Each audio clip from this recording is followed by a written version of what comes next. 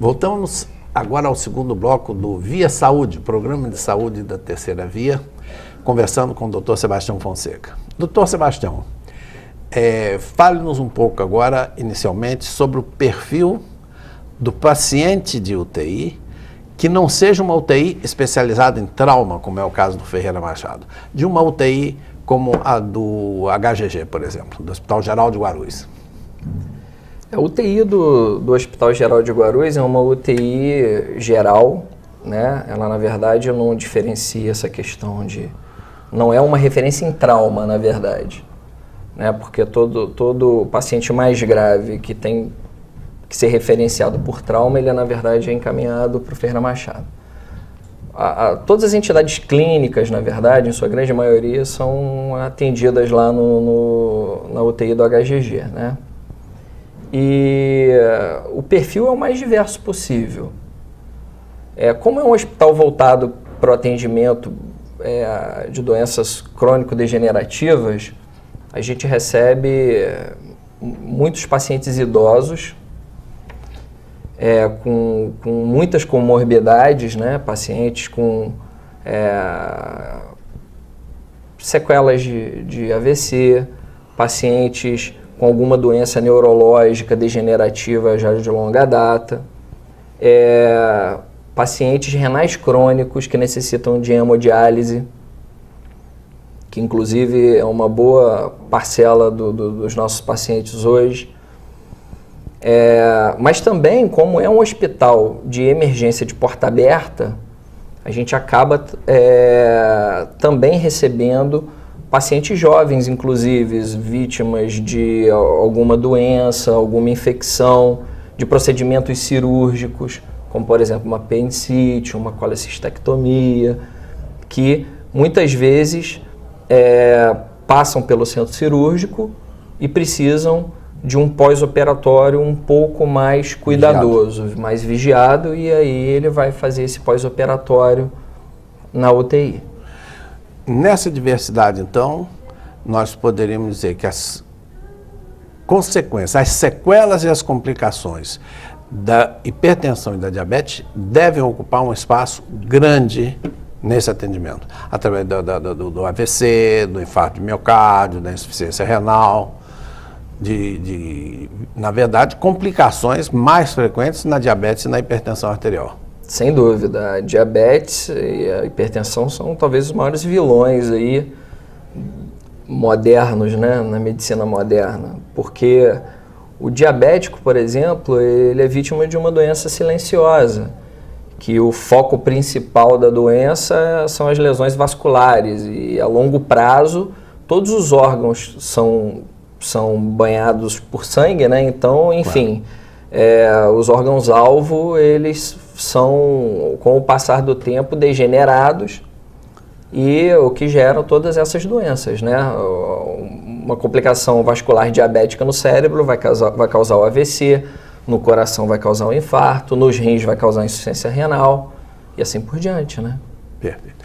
Fala-nos um pouco, doutor Sebastião, sobre o tempo de permanência dos pacientes de UTI, que nós temos uma ideia, e o público já, pela própria vivência familiar e tudo, tem uma ideia de quanto tempo um paciente com uma pneumonia ficava internado, quanto tempo um paciente submetido a uma apendicectomia fica internado.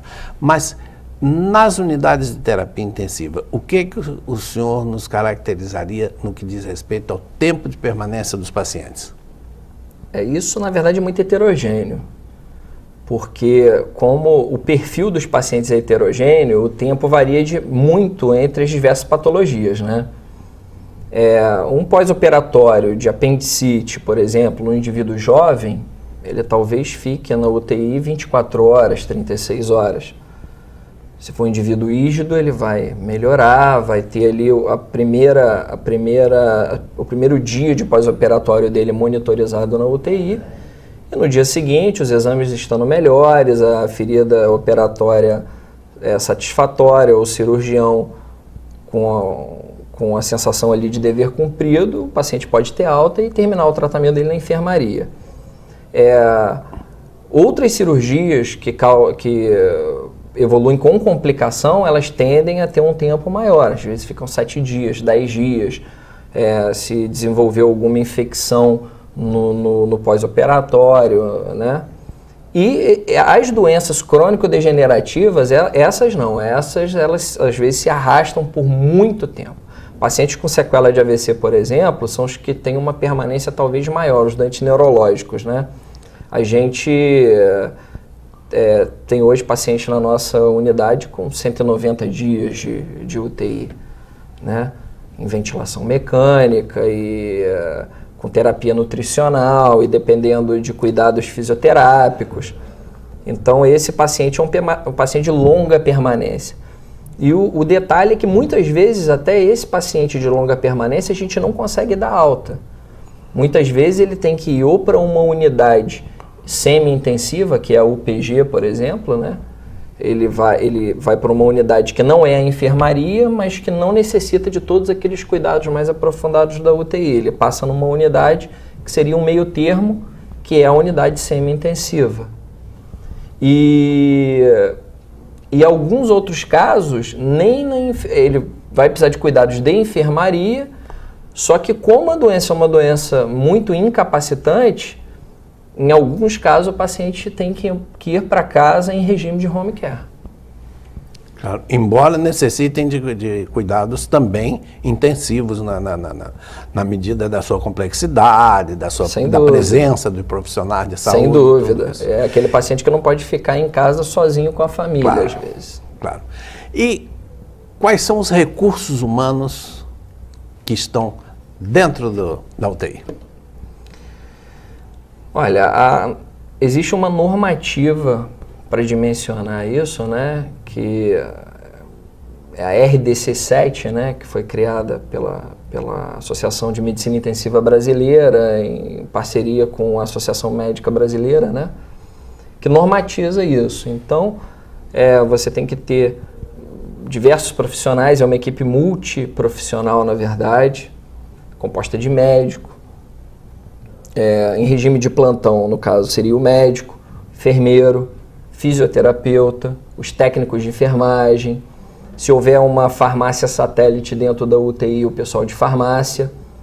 E existe toda uma equipe de apoio, que não necessariamente está de plantão, mas que trabalha em regime como diarista, né?